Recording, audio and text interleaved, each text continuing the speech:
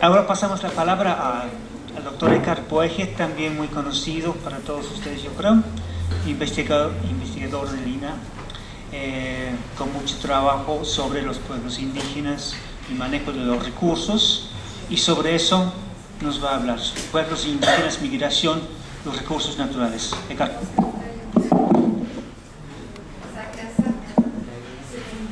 ¿Qué pasó? ¿Se murió el angelito? No, se acabó nada más. Gracias. Bueno, mientras se prende la luz, quisiera decir que este trabajo está inscrito dentro, con cara al futuro. O sea, está, como ustedes saben, este siglo es un siglo gravísimo para la humanidad. Este siglo, tenemos en este siglo la sexta extinción de las especies, esta vez provocada por los humanos. Tenemos el cambio climático irreversible en este momento, ya no se puede revertir. El fin del siglo es un caos. Hilda se quedó corta en la mañana. Y dentro de esta visión bastante objetiva y sobre todo la incapacidad del sistema, la incapacidad de la economía para resolver este problema. ¿Por qué? Porque la economía ha entrado a todos los ámbitos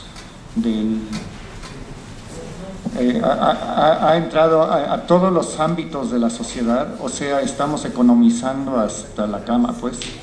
Entonces, resulta de esto, de que tenemos que cambiar de paradigma, o de plano nos lleva más, etcétera, etcétera, etcétera. Eso. Y eso no es alarmismo nada más, estamos viendo ya los estragos. Y bueno, en este momento lo interesante lo que yo quisiera plantear es reposicionar los pueblos indígenas de otra manera, más allá de los pobres, de las víctimas, de ser objeto de oportunidades, de banderitas blancas, etc. Quisiera yo posicionar a los indígenas de lo que son. Y entonces, cuando hablamos de territorios, migración y recursos naturales, pues lo primero tiene que ver con algo que decía Efraín, con la territorialización de las políticas públicas, pero de una territorialización que no se ha hecho en México ni reconocido por la propia Constitución, que son los territorios de los pueblos indígenas. Entonces, resulta que son dos cosas que confluyen en México de manera importante. Uno, que México es, junto con muy pocos países, tiene pueblos indígenas y tiene unos recursos naturales muy importantes, o sea, es el décimo, tiene la 10ª parte de toda la diversidad biológica del mundo. Este paisito chiquito, la 10ª parte de toda la diversidad del mundo. Pero también está en el 2º lugar en diversidad cultural. Miren ustedes, México tiene 11 familias lingüísticas, Europa nada más tiene 5, toda Europa. Agrupaciones lingüísticas tiene 68, lo que comúnmente se llaman lenguas, no son lenguas. Variantes lingüísticas 364, que no son variantes dialectales, sino son lo que deberíamos llamar lenguas. Y ¿por qué? Porque no son inteligibles una de la otra, por eso son variantes lingüísticas. Este es, por ejemplo, un mapa de las lenguas zapotecas. Son más de 60 lenguas zapotecas que no son inteligibles una con otra. Entonces, bueno, esto es impresionante. Ahora bien, si introducimos ahora el tema de la extinción de las especies, este es el siglo también de la extinción de las lenguas. Y entonces para ustedes a lo mejor pues, se extinguió el zapoteco, etcétera, etcétera. Pero cuando se extingue una lengua, se extingue la filosofía práctica sobre la naturaleza y sobre las relaciones sociales históricamente determinada, a veces de una antigüedad de 5.000, 6.000 o 10.000 años. Se extinguen saberes y conocimientos que van más allá de la ciencia. La ciencia apenas tiene 200 años. Los saberes de los pueblos indígenas o de los indígenas en el mundo y en particular en México son saberes construidos de larga duración. Entonces aquí tengo toda una, esta es una primicia lo que estoy presentando, los niveles de extinción de cada una de las lenguas de México. Y lo que quiero decir es que para hacer una evaluación de los recursos naturales y tratar de reconfigurar la visión de los indígenas que tenemos y de ellos mismos, utilicé una metodología que reconstruí los territorios actuales de los pueblos indígenas. No me voy a meter por falta de tiempo, pero pueden leer mi librito por ahí, que ahí dice cómo le hice. Aquí lo voy a vender al ratito. Pero algo quiero decir. Hice una metodología en donde traté de construir la contigüidad de todas las localidades que tienen 40% más de hogares indígenas, no hablantes, de hogares indígenas, entendiendo un hogar indígena en donde se habla una persona, un cónyuge o su ascendiente habla lengua indígena, pero el hogar indígena es un concepto sociológico y no lingüístico. Entonces la contigüidad de esas de 40% y más genera áreas determinadas, esas sobrepuestas, como vemos aquí, con los límites ejidales, nos da territorios exactamente. Entonces esto se dibuja a manita, a manopla, y entonces nos salen 28 millones de hectáreas de territorios de los pueblos indígenas, 28 millones de hectáreas que tienen recursos naturales, o sea, el 14.3% o 14.2% del territorio nacional son territorios indígenas no reconocidos por la Constitución mexicana, más allá de la visión municipalista, más allá de la visión estatal. Por ejemplo, se habla en Veracruz, los totonacos de Veracruz, incluso en nuestra universidad, la UBI, nosotros tenemos totonacos nada más de Veracruz, y los totonacos que están juntos de Puebla, ¿qué? Esos tienen su universidad también, etcétera, ¿no? Los amuzgos, etcétera. Entonces, miren ustedes, este mapa es el mapa real de los territorios actuales de los pueblos indígenas, no históricos, territorios históricos, sino actuales.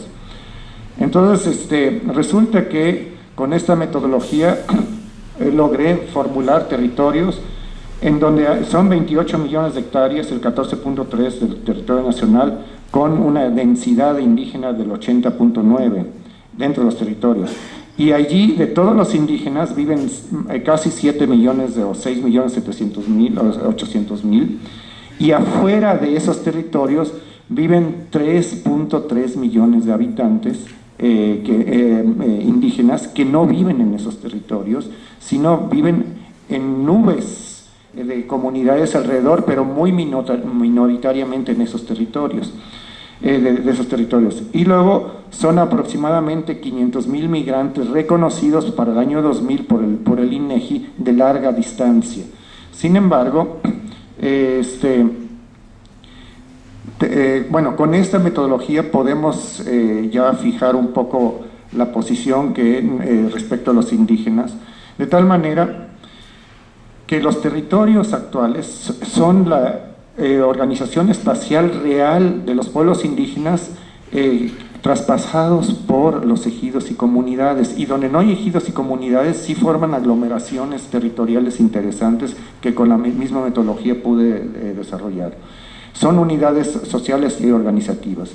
Luego hay una nube de localidades con presencia indígena minoritaria alrededor de estos territorios, mismas que no tienen necesariamente actividades agropecuarias y que desarrollan su vida tanto en el campo como en la ciudad. Y luego tenemos localidades con indígenas migrantes de larga distancia y evidentemente no tenemos la estadística confiable de lo que sucede con los migrantes a Estados Unidos.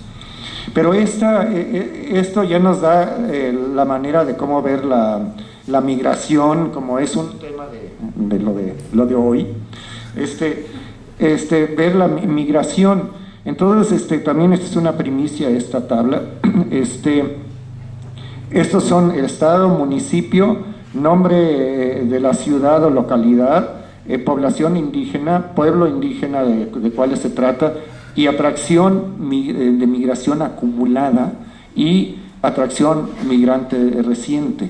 Entonces tenemos ahí ya todo un sistema, y entonces esto nos cambia la visión totalmente. Ya cuando vemos indígenas, desde aquí de estos seminarios se dice, la migración, que las mujeres, bueno, la mayoría no es migrante de los indígenas todavía.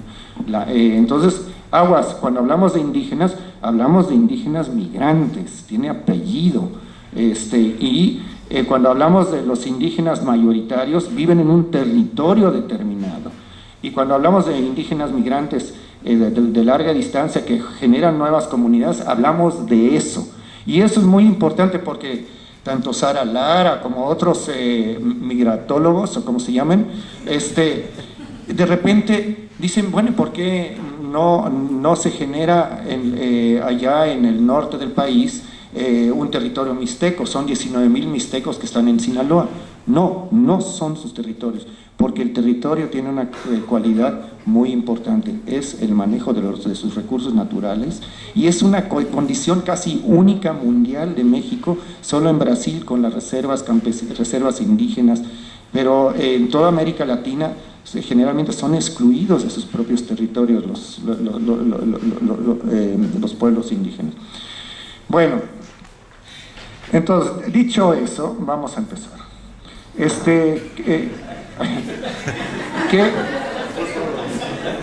¿Qué papel juega la migración, entre otros factores, para el uso para el uso sustentable o no de los recursos naturales? Primero, tenemos un vaciamiento poblacional de muchas de las comunidades, sobre todo de los jóvenes, y eso se vio también en la estadística anterior, que no les expliqué la metodología que hice, de cuál es la crisis y el proceso de extinción que se puede ver muy claramente con las estadísticas del INEGI. El vaciamiento poblacional. Segundo, el vaciamiento, muchos dicen, pues se están vaciando, pues no están utilizando los recursos naturales, y entonces qué padre, los recursos naturales están creciendo, los bosques están creciendo. Pues no, no necesariamente va a favor de la resiliencia de la vegetación natural. Hay grandes inversiones en ganadería por parte de los migrantes, por ejemplo en la Mije Baja, ahí los migrantes.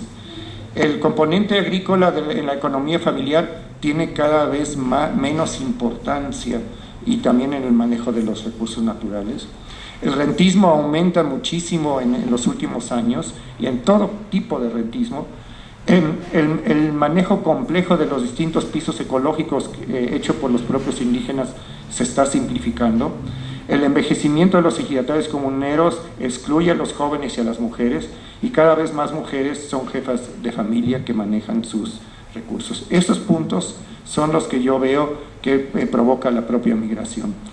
Bueno, pero como también hay el apellido sustentabilidad en este seminario, resulta que más bien lo que la sociedad y lo que estamos viendo a nivel nacional es la espiral hacia abajo y no hacia arriba la parte.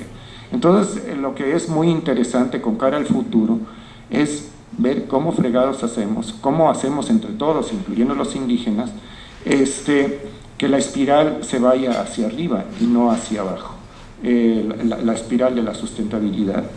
Entonces, aquí tenemos procesos sumamente interesantes, complejos, y en esos procesos los podemos ya desmenuzar en la siguiente parte.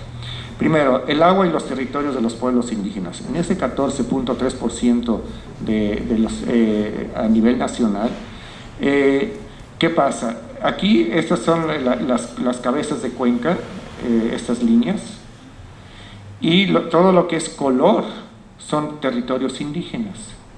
Entonces, la conclusión que ustedes mismos pueden sacar, los indígenas fundamentalmente están en las cabezas de cuenca, fundamentalmente en las cabeceras de cuenca. Y esto es sumamente interesante e importante porque, bueno, antes de decir algo sobre las cabezas de cuenca, a nivel nacional se captan aproximadamente 700,000 millones de metros cúbicos, de los cuales los indígenas, donde están ellos mismos en las cabezas de cuencas, captan 364 millones. Quiere decir que a nivel nacional, los indígenas captan el 23% de todo el agua nacional.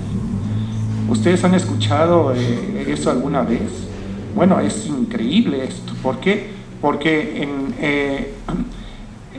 lo que sucede es que, por ejemplo, en la cuenca, vamos a decir, tomemos la Tarahumara, que produce el agua para Sinaloa, para la agricultura de exportación. Todos hablan de la agricultura de exportación, la nueva ruralidad y la fregada, y nadie habla de quién produce el agua para esa nueva ruralidad. Ni las leyes siquiera. Bueno, son zonas de impacto, de alto impacto de los huracanes. Estos son los huracanes de 1524 a 2007, y todas estas son más de categoría 3, y estas son las consecuencias del mal manejo de la cabeza de cuenca. Esta fragilidad son los efectos del huracán Stan. Pasemos ahora a la vegetación, y ahí tenemos realmente unas conclusiones increíbles. El 76% de todas las selvas medianas caducifolias están en territorios indígenas. El 70% de todas las selvas altas están en territorios indígenas. Bosque mesófilo, 54%. Traducción al español. En ese 14.3% está la riqueza biológica de México, nada menos y nada más. Y no son especulaciones toledianas, como decían algunos, sino porque Toledo es el que me incitó a hacer este trabajo para ver cómo no. Pues resulta que Toledo se quedó chico con esta visión. Y bueno, y también esta es una primicia muy importante: el 60% de todos los bosques y selvas está en ejidos y comunidades, y no el 80% como afirma Sarucán, Julia Caraves, etc. Pero de todos modos es sumamente importante. Y quiere decir además esto, que la mitad de esas selvas y bosques que están en los ejidos caen en territorios de los pueblos indígenas, en solo ese 14.3%. Bueno, y como ya el tiempo me está correteando como siempre, tenemos una confluencia sumamente importante en los pueblos indígenas actuales. Los pueblos indígenas, nada menos y nada más, han domesticado el 15.2% de todas las especies que usa el sistema alimentario mundial, de las cuales el maíz es el más importante. Y las líneas genéticas que están en los territorios, las líneas genéticas actuales que se encuentran en los territorios de los pueblos indígenas, también en muchas comunidades campesinas, son esas líneas originales de la domesticación. Por lo tanto, no me venga Monsanto, no me venga Alberto Cárdenas, que es uno de los traidores más grandes de la patria. Alberto Cárdenas, que ahorita ya lo sacaron, pero el siguiente igual, y son traidores de la patria porque están vendiendo al país a Monsanto cuando aceptan sembrar transgénicos, pero de una manera brutal, maíz transgénicos, y que van a afectar esos centros de origen. Todo México es centro de origen y diversificación genética, y los pueblos indígenas tienen las líneas genéticas originales de 120 productos del sistema alimentario mundial. Bueno, dicho esto, ¿cuál es la tarea? Entonces, bueno, la tarea con los pueblos indígenas es bastante importante. Primero, un tema básico es la conservación y restauración de la cubierta de la vegetación primaria y secundaria, que es del 70% en los territorios indígenas. Entonces, esto implica que los pueblos indígenas implican inclusive también, implican que también hay experiencias muy interesantes de ordenamiento territorial. Hay experiencias sumamente, por ejemplo, 218 experiencias de ordenamientos territoriales de comunidades. Y hay que introducir a la ley el manejo de los recursos biológicos colectivos. Allí hay iniciativas de reservas comunitarias, ya son como 240,000 hectáreas, el manejo de fauna silvestre, etcétera, etcétera. Hay manejo de cuencas en ciertas áreas, por ejemplo, en la cuenca ahí arriba de Huatulco y otras, GEA, etcétera. Manejo de programa indígena para la conservación in situ de la agrobiodiversidad y la defensa de los maíces.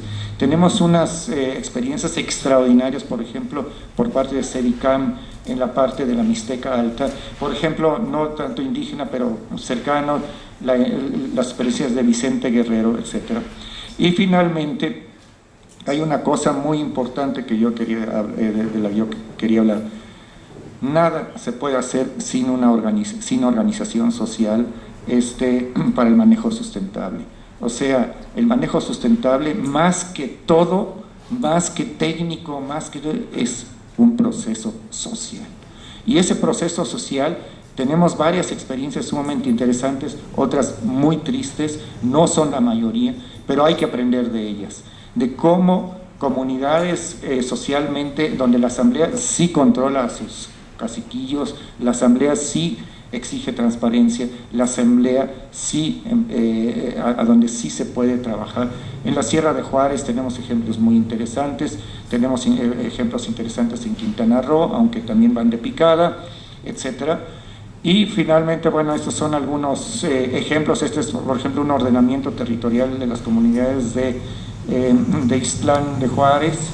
Estos son los ordenamientos según grupos étnicos de los territorios ecológicos. Esto es manejo forestal. Este es la gran experiencia en la zona seca por parte de Alternativas en Tehuacán, de una serie de actividades muy importantes.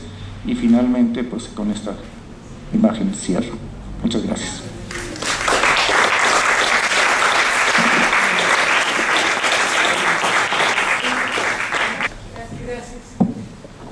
Bueno, mientras se prende la luz, quisiera decir que este trabajo está inscrito dentro, con cara al futuro. O sea, como ustedes saben, este siglo es un siglo gravísimo para la humanidad. Este siglo, tenemos en este siglo la 6ª extinción de las especies, esta vez provocada por los humanos. Tenemos el cambio climático irreversible en este momento, ya no se puede revertir. El fin del siglo es un caos. Hilda se quedó corta en la mañana. Y dentro de esta visión bastante objetiva, y sobre todo la incapacidad del sistema, etcétera, etcétera, etcétera. Eso. Y eso no es alarmismo nada más, estamos viendo ya los estragos. Y bueno, en este momento lo interesante lo que yo quisiera plantear es reposicionar los pueblos indígenas de otra manera, más allá de los pobres, la incapacidad de la economía para resolver este problema. ¿Por qué? Porque la economía ha entrado a todos los ámbitos ha entrado a todos los ámbitos de la sociedad, o sea, estamos economizando hasta la cama, pues. Entonces, resulta de esto de que tenemos que cambiar de paradigma o de plano nos lleva más. Ahora pasamos la palabra al doctor Edgar Boeje, también muy conocido para todos ustedes, yo creo, investigador del INA, con mucho trabajo sobre los pueblos indígenas y manejo de los recursos, y sobre eso nos va a hablar, pueblos indígenas, migración, los recursos naturales. Edgar.